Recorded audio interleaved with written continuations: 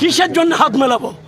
আগে হুমায়ুন কবির বিগত দিনে যে ভাষাটা ইউজ করেছিল, এই বাংলা সম্প্রীতির বাংলা, এই বাংলা একে অপরের ভালোবাসার বাংলা, যে বলেছিল যেদিন 70% 30%, অর্থাৎ 30% হিন্দু 70% মুসলমান, ওই মুর্শিদাবাদে মেরে ওদেরকে ভাগীরথীতে পাঠিয়ে দেবে হিন্দু সম্প্রদায়কে।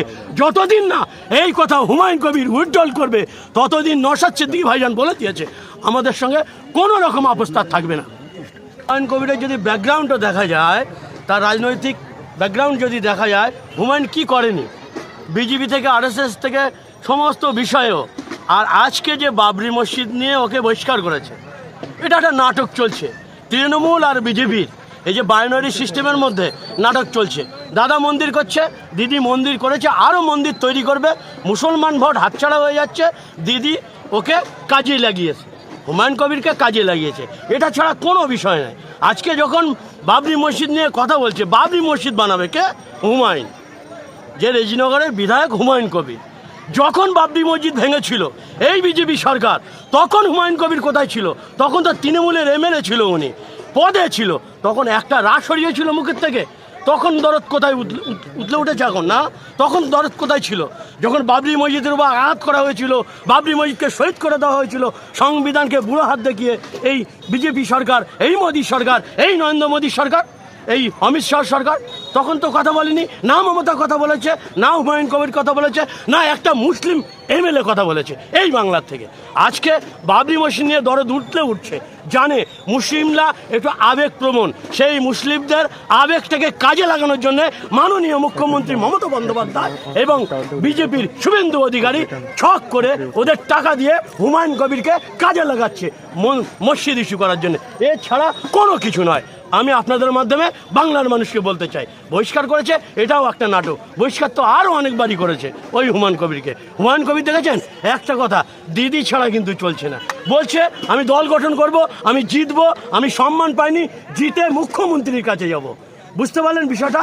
এটা একটা ভীষণ রহস্য, এই যে তৃণমূল আর বিজেপির রহস্য, এই হুমায়ুন কবিরকে কাজে লাগাচ্ছে। হুমায়ুন কবিরের উচিত কি, ওই মুর্শিদাবাদে বিড়ি বেঁধে বেঁধে যে মানুষগুলো অসুস্থ হয়ে গেছে, তাদের জন্য একটা হসপিটাল দরকার, ইউনিভার্সিটি দরকার, সেসব বিষয় নয়।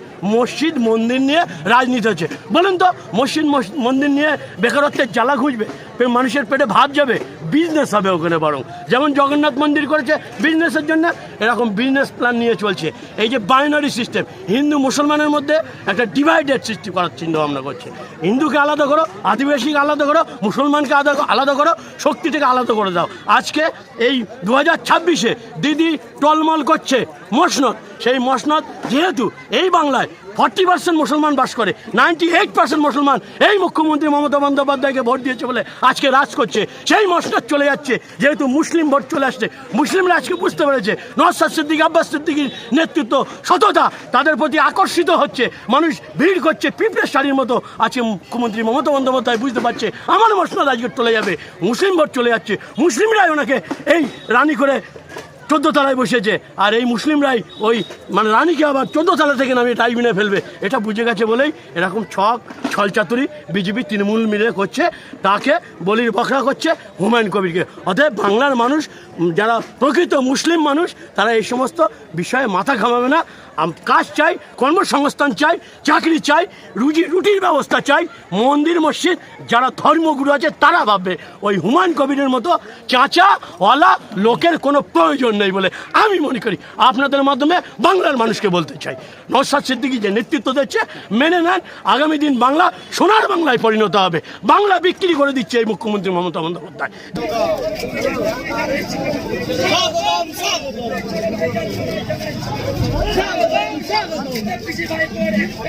Nowshad, Nowshad, Nowshad, Nowshad, Nowshad. Ahmed Dorka, Ahmed Dorka, Ahmed Dorka.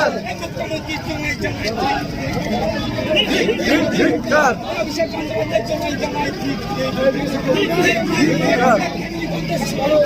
Ahmed Dorka.